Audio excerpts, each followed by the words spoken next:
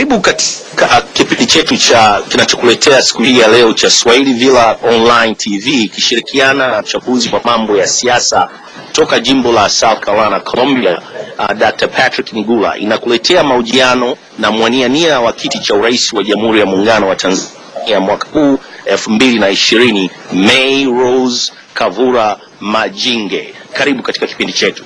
Asante. Kwa kwanza ni katika mjadala huu wa leo, siku hii ya leo utazungumzia au utajikita zaidi katika masuala ya rushwa. Swali langu la kwanza nianze tu kwa kuuliza kama ifuatavyo: kwa nini rushwa ni hatari sana katika maisha bora ya Mtanzania katika siku hii ya leo? Kwa kweli unajua rushwa ni adui, rushwa ni adui wa maisha, kwa sababu rushwa ni adui wa haki.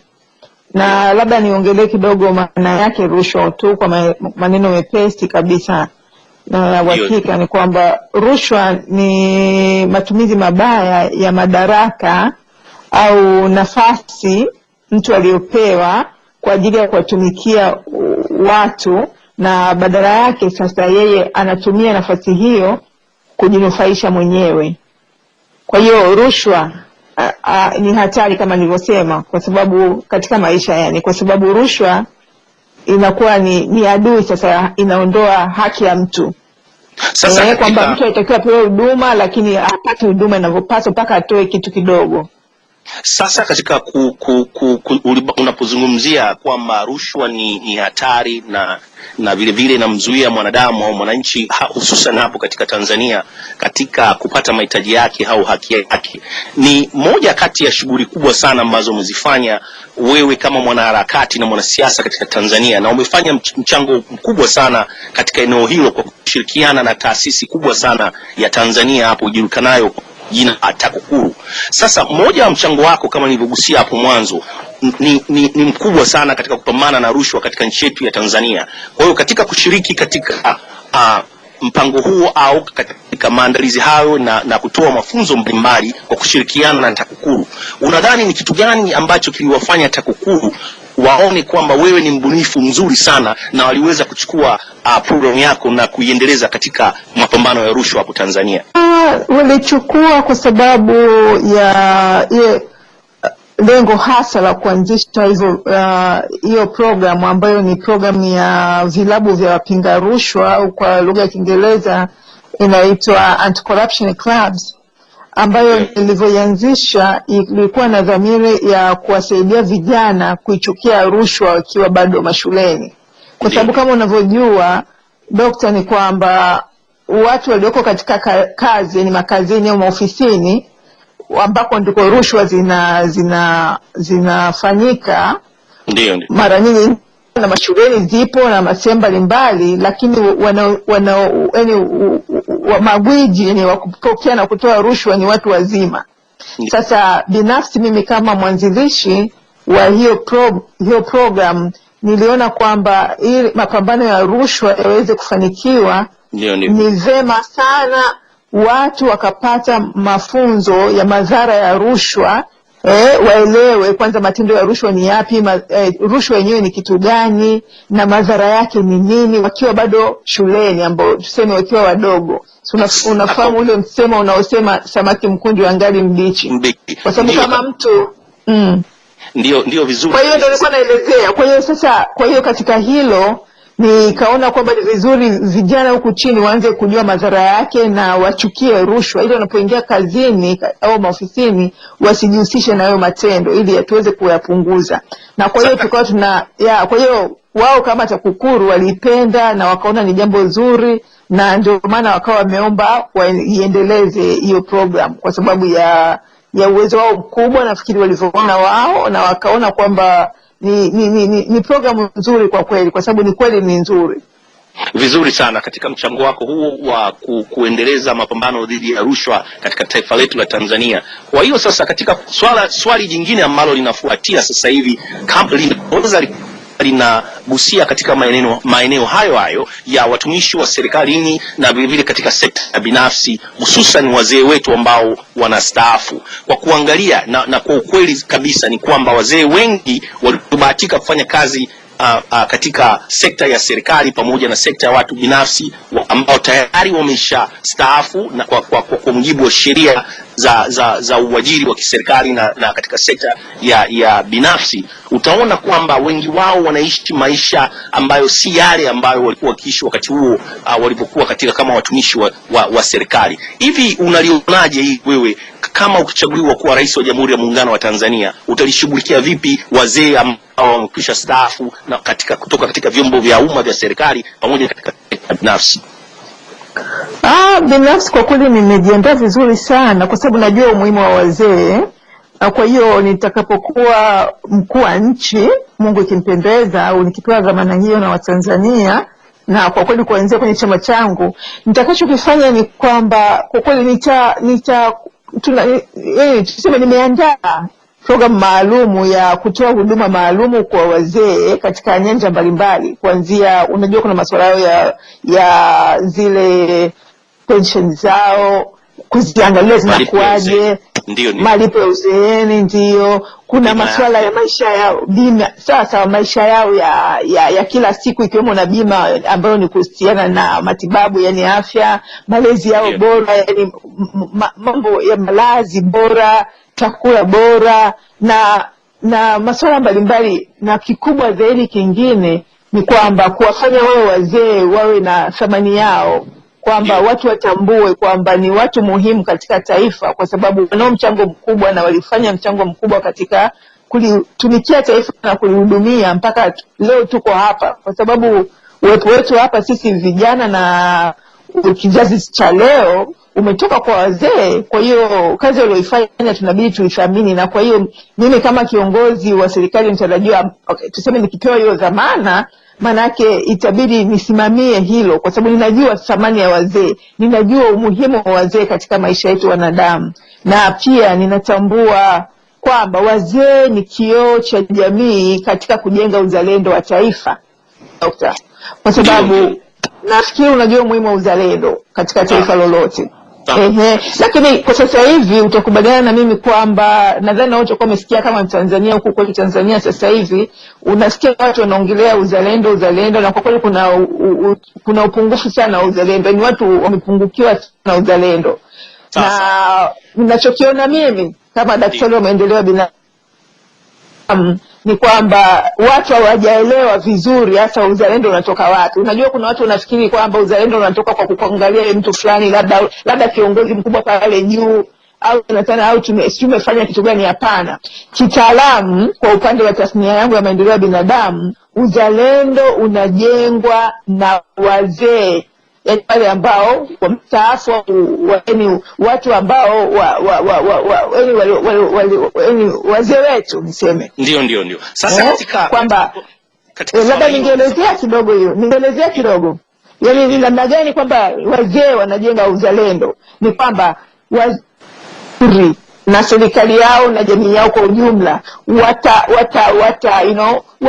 watatambulika na nimesema kuthaminiwa kwa namna zote kama nilivyoelezea, kwamba wanaishi vizuri, wanafurahia, wanaheshimika, wanashirikishwa kwa namna moja au nyingine, kwa sababu bado mawazo yao yanahitajika katika mambo mbalimbali. Kwa hiyo wakipewa nafasi kwa namna hiyo ya kuheshimika na kutambulika, maana yake ni kwamba hata vijana wanaofanya kazi katika maeneo mbalimbali katika jamii watakuwa wakiona wazee wanathaminika na serikali na jamii nao wazunguka, vijana watahamasika nao kulitumikia vyema taifa lao, kwa sababu wanasema mimi ninapotumikia taifa vyema na mimi kesho nitakuwa ninaenziwa, nitakuwa ninathaminika kama anavyotaminika babu yangu, anavyotaminika baba yangu. Lakini sasa hivi nitakwambia dokta kwamba hili swala la uzalendo, kwa sababu ya kutowathamini wazee na kuwaenzi, inasababisha kwamba serikali yenyewe inajikuta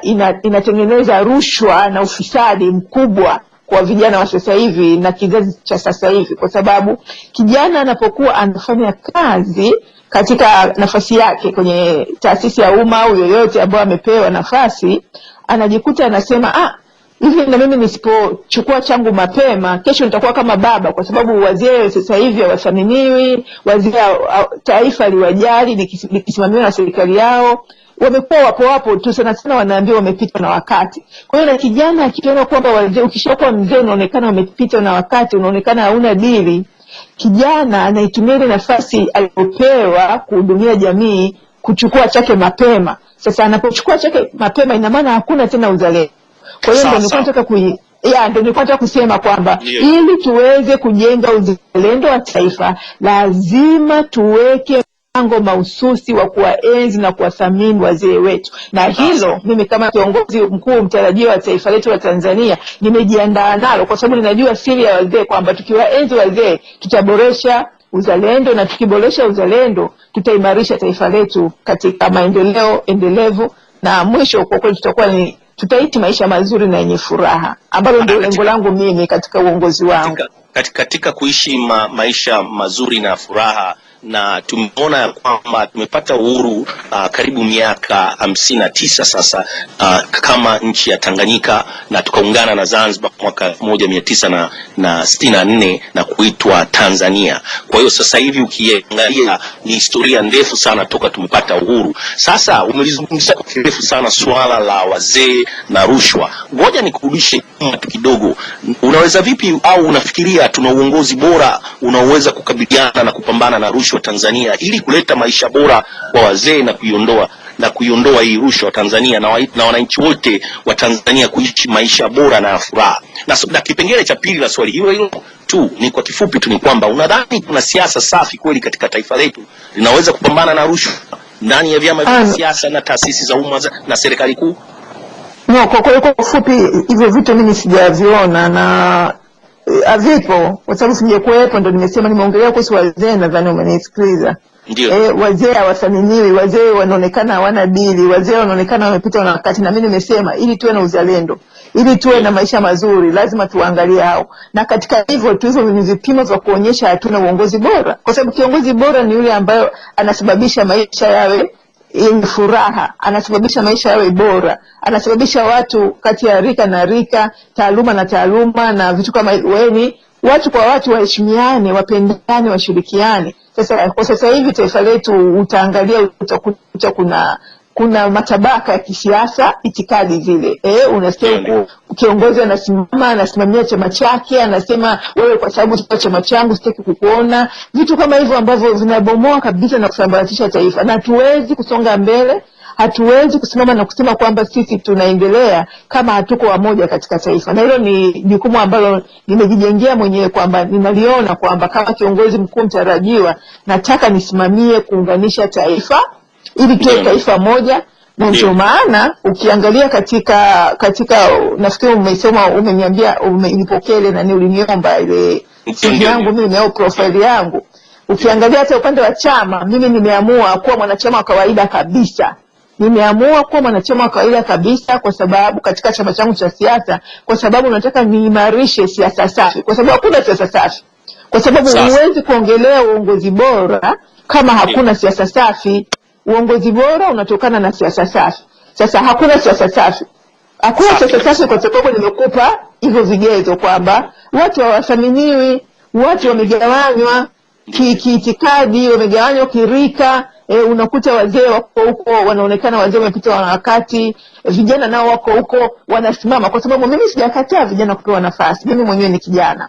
Lakini ujana haukupi wewe mamlaka eti kwa sababu umepewa cheo ya kuwaona wengine labda hawana akili, au wengine ni wadogo kwako, au wengine hawana maana sana. Uongozi kama uongozi una nafasi yake. Kwa hiyo unapokuwa kijana, sio kusema kwamba uongozi uliopewa ukupe mamlaka ya kuona wengine wote sasa hawawezi kufanya chochote, bali ujana wako ukusaidie, ile nguvu ikufanye uende zaidi, mbali zaidi, kufanya mambo mazuri zaidi kama kiongozi kijana mwenye nguvu na maono ya mbali zaidi na mazuri zaidi katika kujenga jamii nzima.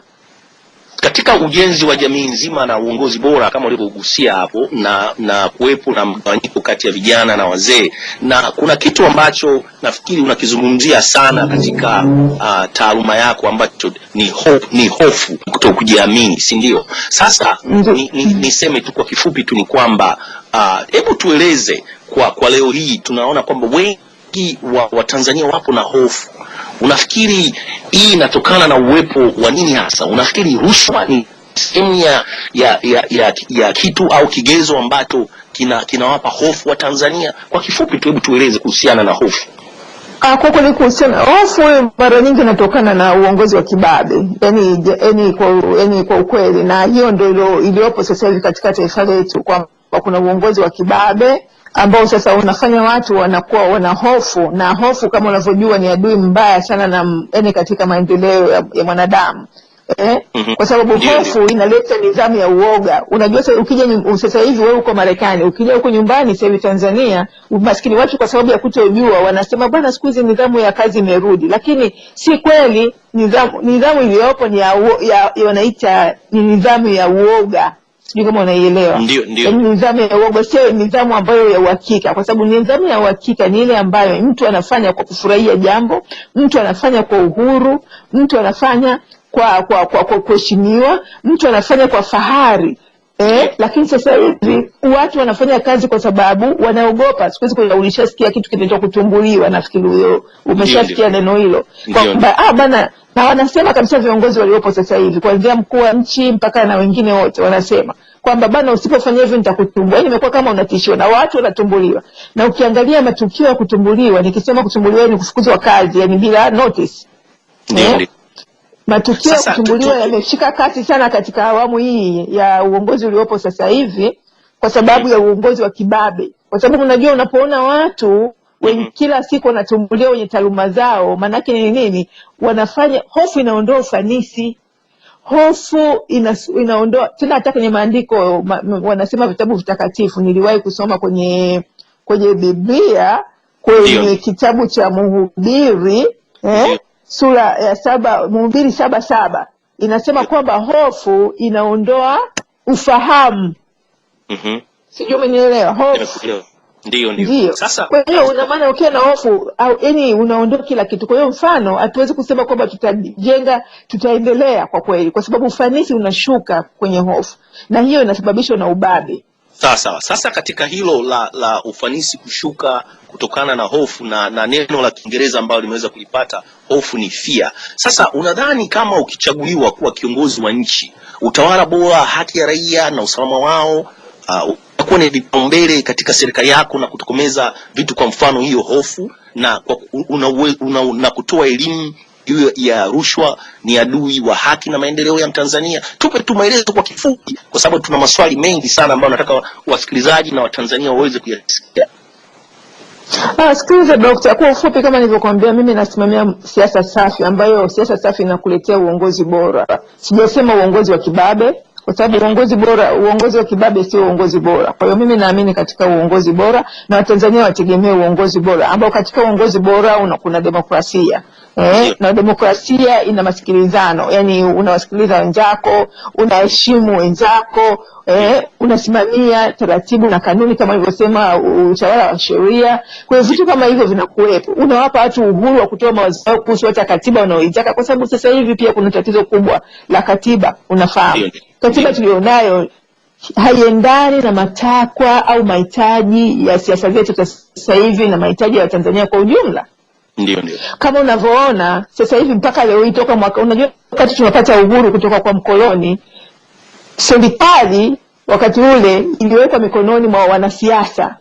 Ndio. Lakini haikuwa sahihi. Nafikiri tu na wenzetu, unajua na wenyewe walikuwa ni binadamu, kwa sababu walikuwa bado ni wageni, hawakujua, wakajikuta serikali inakuwa mikononi mwa wanasiasa, yani kwenye chama cha siasa, badala ya serikali kuwa mikononi kwa wananchi. Sasa na hilo limeondolea haki na nguvu wananchi kuisimamia serikali yao. Unakuta hata mwananchi anasema serikali ya chama fulani, au mwananchi anasema serikali ya mtu. Tumefika mbali sana mpaka watu wanaita serikali yangu, hii ni serikali yangu. Sasa ukishajimilikisha serikali, hebu niambie wale ambao sio serikali yao watapata wapi mamlaka na nguvu ya kuhoji serikali yao? Watapata wapi mamlaka na nguvu ya kusimamia serikali yao, ya kuwajibisha serikali yao? Tumekuwa tukiona hata mataifa tu jirani hapa kama South Africa, vyama vyao vina nguvu, wananchi wao wana nguvu. Tumeona, tumeshuhudia wakina Rais Zuma wale, wakina unafikiri unakumbuka, kumaliza muda wao. Wananchi waliona wameenda tofauti na waliotarajia waliondoa tu madarakani. Lakini sisi kwa Tanzania wananchi hawana nguvu hiyo. Sana sana inabidi mpaka umeshasikia mpaka watu wengine wanalinganisha viongozi na waumba kwamba tunaona kwamba hivyo, yani kwa kweli tumefikia sio kuzuri, kwa sababu serikali haijawa serikali ya wananchi.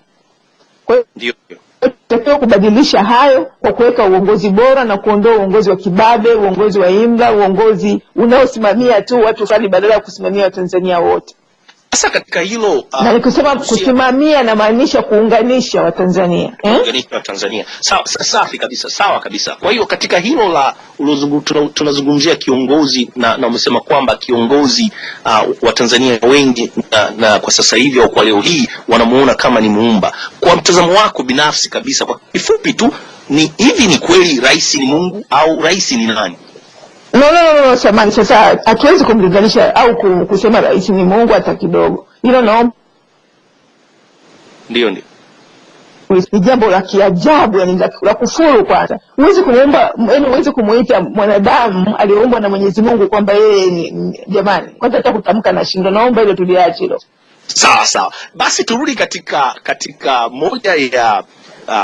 moja ya misemo ambayo imezungumzwa na mawaziri wakuu wastaafu katika nchi zilizoendelea. Kwa mfano hapo Uingereza, aliyekuwa waziri mkuu mstaafu Bibi Margaret Thatcher alisema hivi: ikiwa unataka kitu kisemwe, mwambie mwanamume.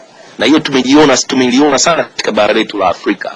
Na vile vile akasema hivi: ikiwa unataka kitu kifanyike, mwambie mwanamke. Sasa swali ni hili, kwa mtazamo wako binafsi, unaweza kusema wewe kweli utathubutu kupambana na rushwa, ujinga, maradhi na umaskini kama ukipewa ridhaa ya uongozi kama rais wa Jamhuri ya Muungano wa Tanzania?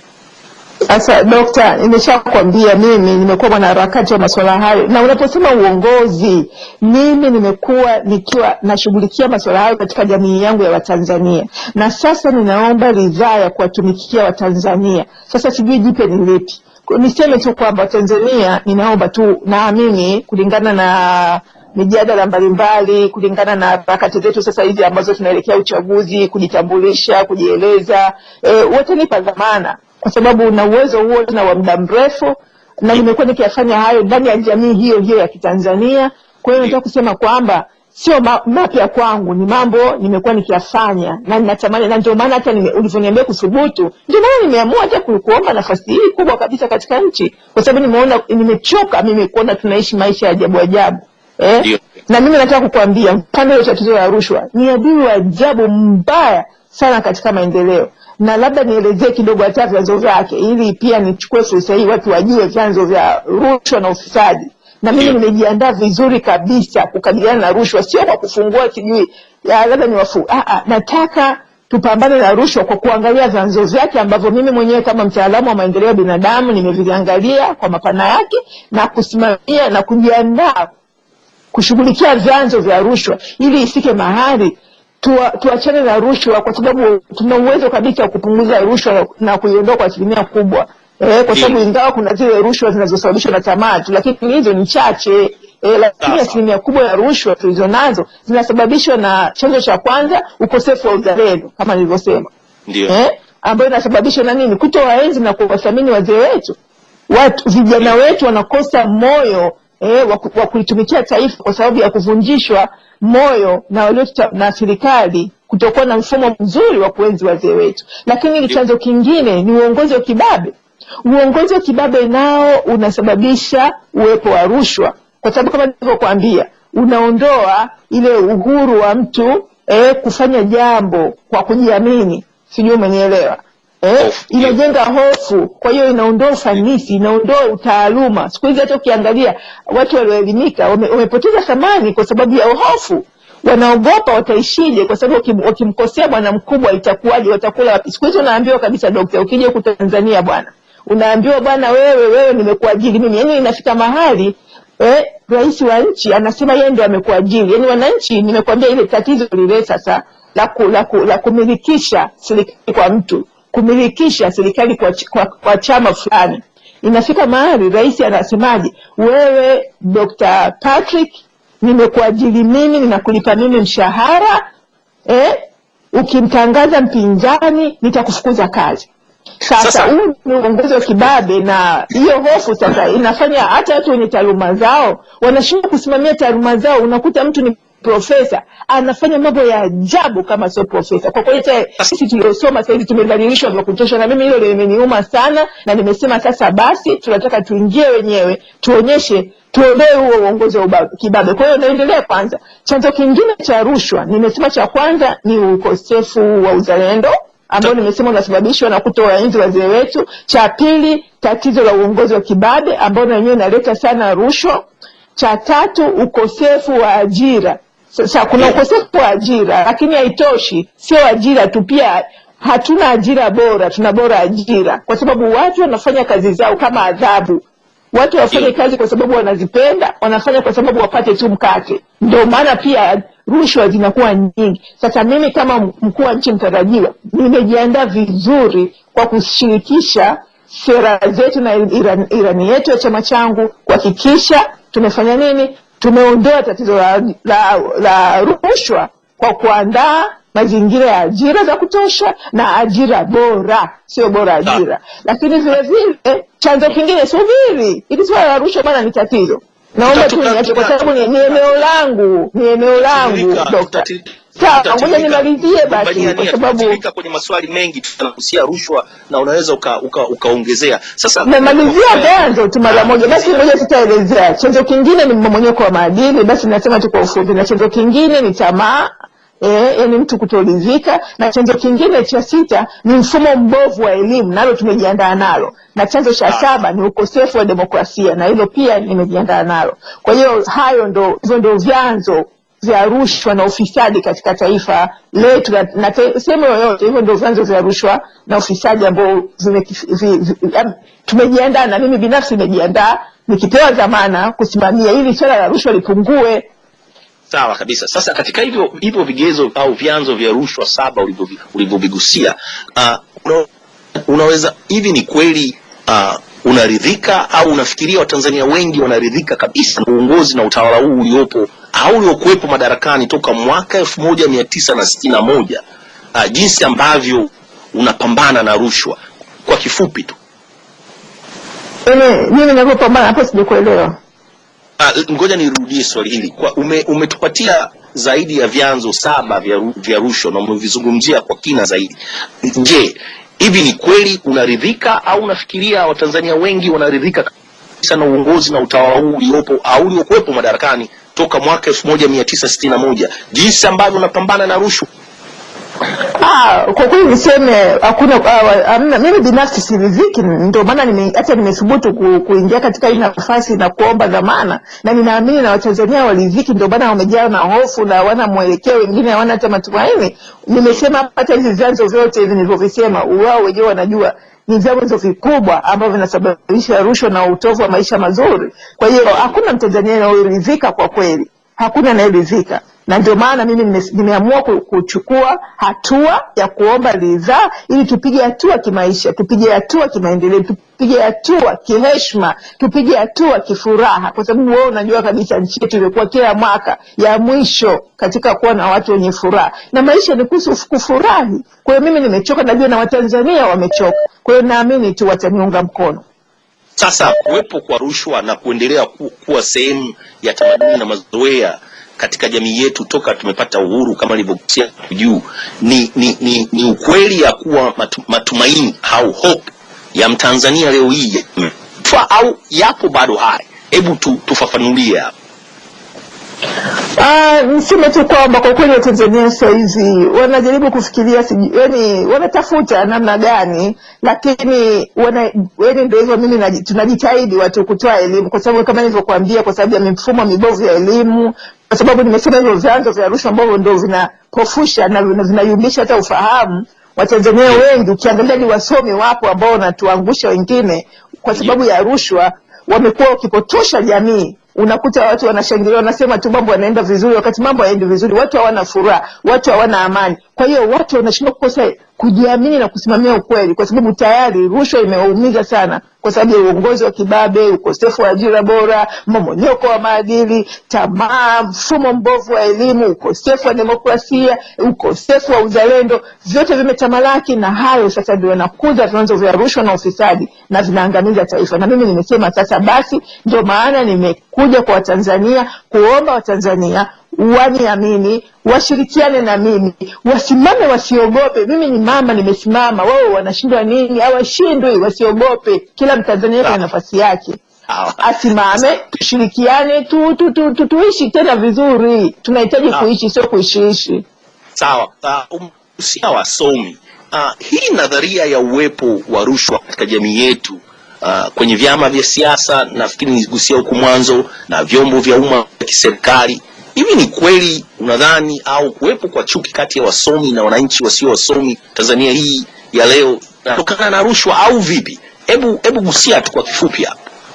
Ni mfumo mbovu wa elimu, na hilo mimi pia nimejiandaa nalo vizuri, kwa sababu watu wanasahau kwamba kuna namna mbili za kupata elimu. Kuna elimu rasmi na isiyo rasmi. Umeona? Sasa kwa namna mifumo ilivyowekwa, kwanza hiyo elimu iliyo rasmi unakuta imekuwa, kuna huyu nilikuwa ninasoma nafuatilia masuala ya elimu, nikakutana na huyu bwana Benjamin Bloom, ni Marekani, alifanya research yake ya elimu huyo. Yeye alikuja kuona kwamba mfumo wa elimu tunaoitoa sasa hivi inatoa kiwango kidogo sana cha kifikra, yaani haimsaidii mtu kufikiri kwa kiwango cha juu, bali inasaidia mtu kufikiri kwa kiwango kidogo sana, kiasi kwamba mwanadamu anashindwa kukabiliana na changamoto, anashindwa kukidhi yale mahitaji yake au matakwa yake ambayo anahitaji kufanya katika kukabiliana na maisha. Kwa hiyo mimi baada ya kuwa nimefanya hiyo study kuhusu elimu na tatizo liko wapi, nimejiandaa vizuri kuboresha mfumo wetu wa elimu, ili kuna hawa watu wenye elimu isiyo rasmi na elimu iliyo rasmi hasa waweze kuboreshewa mfumo, ili mtu anapopata elimu rasmi imsaidie kuweza kujua vizuri na kutambua vizuri na kufikiri vya kutosha, ili tuweze kuwa na umoja kama taifa. Kama ulivyosema, taifa letu sasa hivi kuna tabaka la kielimu. Kuna watu wanajiona hao waliopata elimu rasmi kwamba labda wao ndio watu tofauti sana, wako juu sana. Kuna wanawachukulia tofauti wenzao, wanaona kama labda hawawezi kuchangamana nao, hawawezi. Kuna hiyo dhana iliyojengeka katika taifa letu kwa sababu ya elimu, mfumo mbovu wa elimu. Kwa hiyo mimi baada ya kuliona hilo, nimeandaa mfumo mzuri utakao tusaidia kuunganisha jamii yetu, kuunganisha taifa letu katika hiyo tasnia ya elimu, ili walio na elimu rasmi na wale wasio na elimu rasmi wote washirikiane, wasaminiane, ili tuweze kuunganisha fikra na kukuza umoja pamoja na maendeleo katika taifa letu. Katika swala la elimu kama ulivyoligusia, naelewa kwamba ni pana sana na linawagusa zaidi ya watu milioni 60 katika taifa letu la Tanzania. Ngoja turudi pale kwenye swala langu juu ya rushwa. Ni kweli huu usemi wa kuwa taaluma sio tija, na hii inajikita zaidi katika elimu kama ulivyogusia, bali kuwa mwanasiasa ni tija. Kuna ukweli kwenye hizi fikra za namna hii zinatokana na nadharia ya uwepo wa rushwa ya hali ya juu Tanzania? Kwa kifupi tu. Sasa niseme tu kwa kifupi ni kwamba hiyo ni dhana potofu, kwa sababu hakuna kitu ambacho kinazidi kingine. Kwa mujibu wa tasnia ya maendeleo ya binadamu nilionayo, inasema kwa wake, lakini kwa sababu ya fikra potofu, kwa sababu ya mfumo mbovu wa elimu tulionao, kwa hiyo Watanzania wengi wamekuwa na fikra mbovu kuhusiana na tasnia mbalimbali ikiwemo ya siasa na taaluma zingine.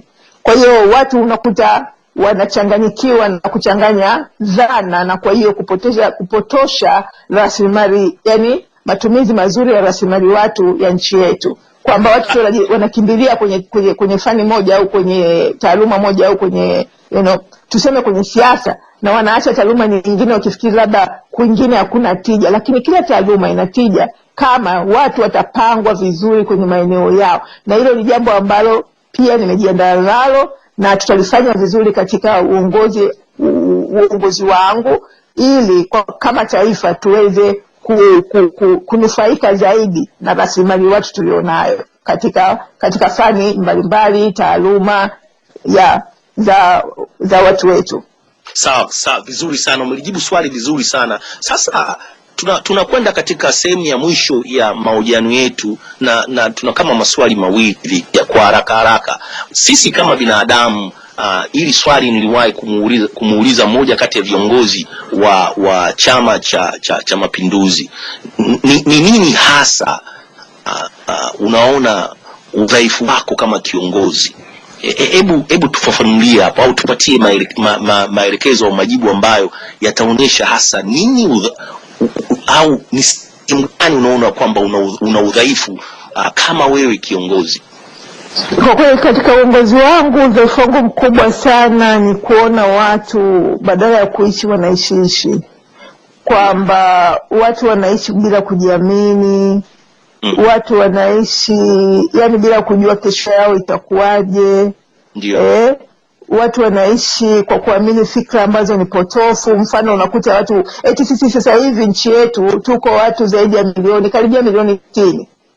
Ndio. Sasa unasikia watu wanasimama tena, ni viongozi wanasema, bana, huyu Melrose huyu ametuongoza kwa miaka 5, tunataka na miaka mingine 5 bana tu aendelee.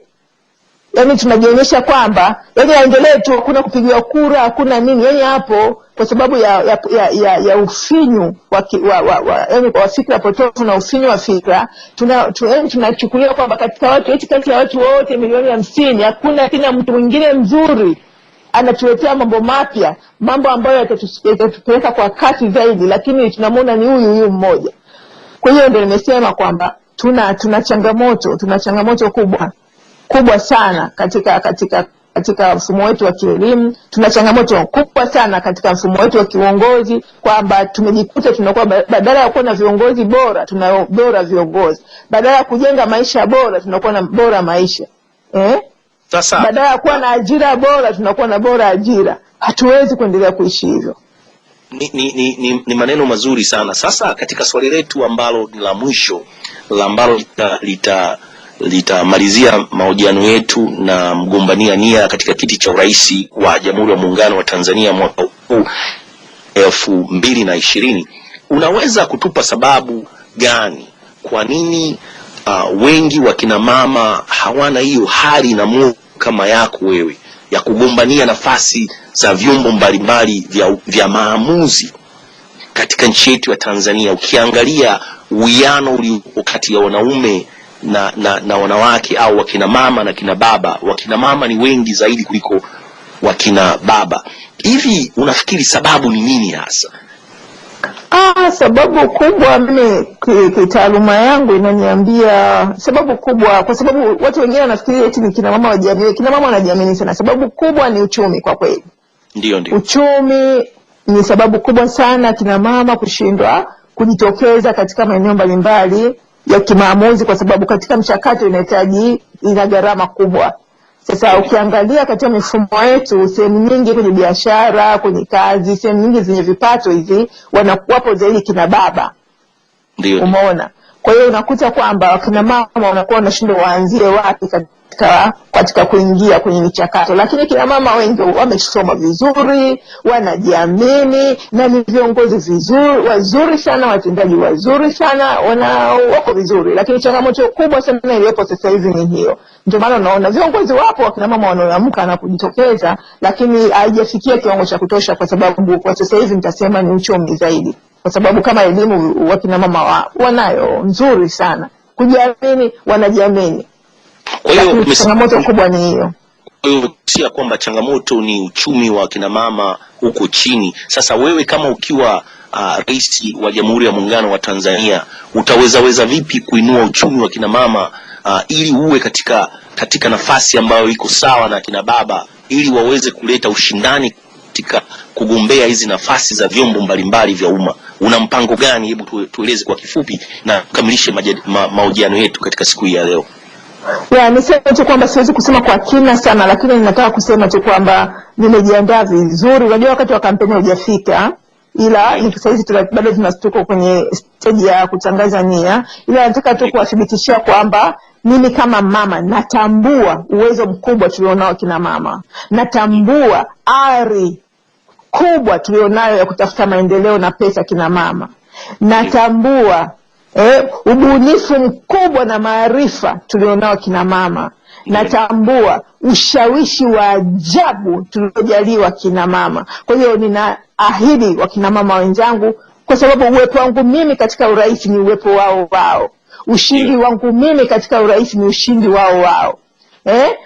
Kwa hiyo ninataka kuahidi kwamba tayari nimeandaa mfumo mzuri wa kibiashara, wa kielimu, wa kisiasa, wa kijamii, katika shughuli mbalimbali ziwe ni za kisanii, kila shughuli wanazozifahamu. Kwa sababu nimesema mimi binafsi nikishirikiana na chama changu katika sera ambazo tumeziandaa na ilani yetu, mfumo ambao nimeuleta kitaalamu zaidi. Kwa mimi nina utaalamu wa maendeleo ya binadamu wa kitaalamu zaidi katika kuwasaidia kina mama, kwa sababu unajua ukimsaidia mwanamke umelisaidia taifa, na ili tuendelee tutasimamia zaidi. Mimi binafsi nitasimamia zaidi kuhakikisha kina mama wengi sana wanapata ajira wanazozipenda, wanaingia kwenye nafasi wanazozitamani, kwa sababu najua uwezo wao. Kwa hiyo hilo nimejiandaa nalo, na mimi naamini kabisa tutafika mbali na tutakuwa wengi na tutabadilisha kabisa taifa letu la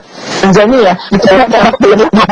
Asante sana. Huyo ni Rose Kavura Majinge kutoka Dar es Salaam, Tanzania. Ni mmoja kati ya watiania katika kiti cha kugombea urais wa Jamhuri ya Muungano wa Tanzania mwaka huu 2020 kupitia Chama cha Demokrasia na Maendeleo, Chadema. Asante sana kwa kuwa nasi katika siku hii ya leo. Asante pia kwa kunitafuta na kutaka mawazo yangu. Asante sana, na tutaendelea katika siku za baadaye kuwaleteni zaidi ya baadhi ya wagombea mbalimbali kupitia vyama vya siasa vya Tanzania katika kipindi hiki cha uchaguzi kitakachofanyika